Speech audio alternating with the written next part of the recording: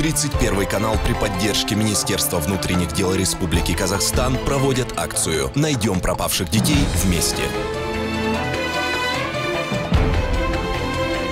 Кызыбагарова Жансулу Бапашевна, 89-го года рождения, которая 4 января 2012 года ушла из дома по адресу микрорайон Думан в неизвестном направлении и не вернулась. Приметы: среднего роста, среднего телосложения, волосы темные, короткие, лицо круглое.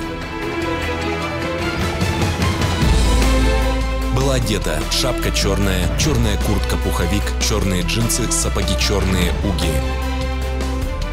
При получении информации о местонахождении без вести пропавшей сообщить в отделение розыска ОВД Медеуского района города Алматы по телефонам 254 48 40, 254 48 02, 254 48 09, код города Алматы 727.